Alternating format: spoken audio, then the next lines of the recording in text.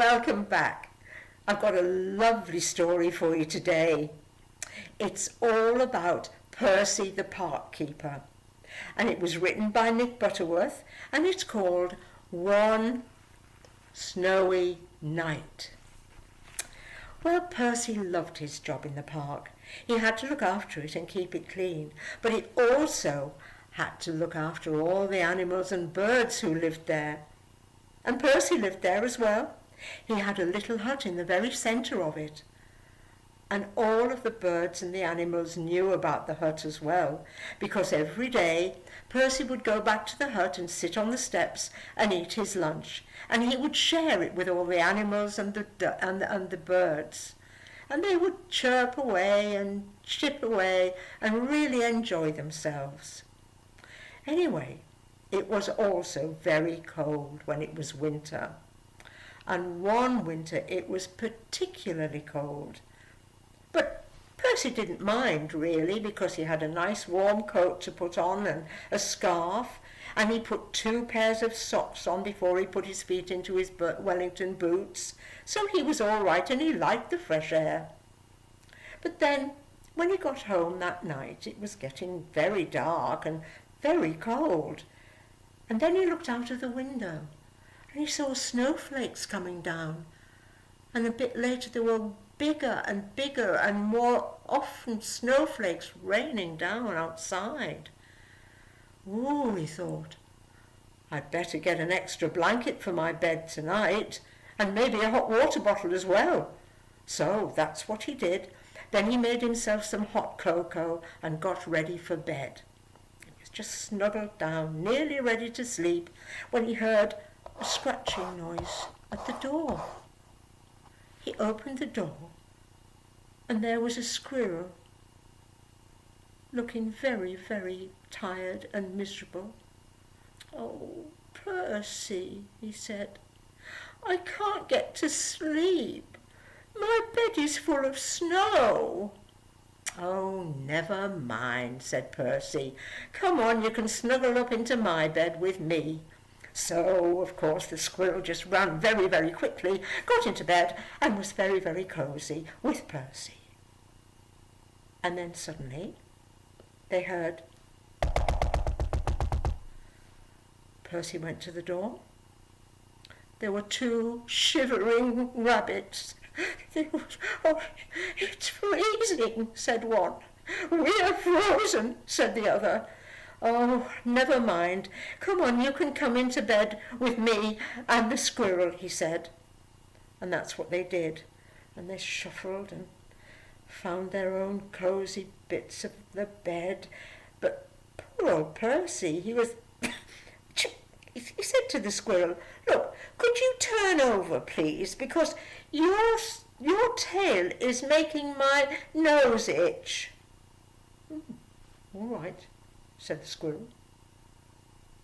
Well, they've just got settled. I mean, there wasn't much room for them all anyway, but they just got settled, and there was another knock on the door. This time it was a fox, and he said, "Can I come in too, please?" And Percy looked at him, scratched his head. "Well," he said, "if you promise to be good." "Oh, I will, said the fox. And he came in too, snuggled into the bed, and they pushed and pulled. And then there was another knock at the door. And this time Percy had a real surprise, because on the doorstep was a badger, 2 ducks, a hedgehog, and a whole family of mice. "Oh, come on in and get warm," he said. So they all came in, and they all tried to find a cosy place in the bed, and they were pushing and shoving, and the bedclothes get all wound up in one piece, and they didn't cover anybody, and then suddenly, bang! The squirrel was pushed out of the bed. "Who did that?" he said. Percy said, "Look, the thing is, there is just not enough room for all of us in my bed." And then suddenly one of the mice cocked his ear and said, "Shh, shh, listen, what's that?" And they heard a very, very quiet shuffling and scratching, which seemed to be coming from underneath them. "Ah! Oh!" cried the mice. "Oh, it'll be a monster! It's a monster, horrible monster, with big claws and sharp teeth! Oh!" Oh! And the noise grew louder and louder, and then one of the floorboards began to move. "Look out! It's coming through the floor!" And they all rushed away and found some place to hide from the monster. "Help!" they all cried. And Percy said, "Don't worry, I'll go and have a look."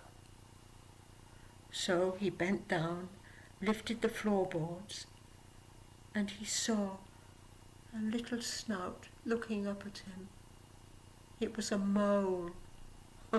He started to laugh and chuckle. He said, "Don't worry, it's not a monster. It's a mole. Come on out, it's all right." But nobody moved. Nobody stirred. Nobody wanted to come out, because they'd all found a lovely, nice, cosy, warm place, not just to hide, but also to sleep in. I mean, the hedgehog was in his coat pocket. The squirrel had found a place in his dressing gown pocket.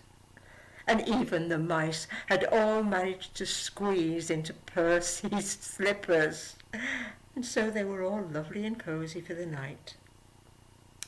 So the mole had said, "Well, I didn't want to intrude, and I'm sorry to knock you and disturb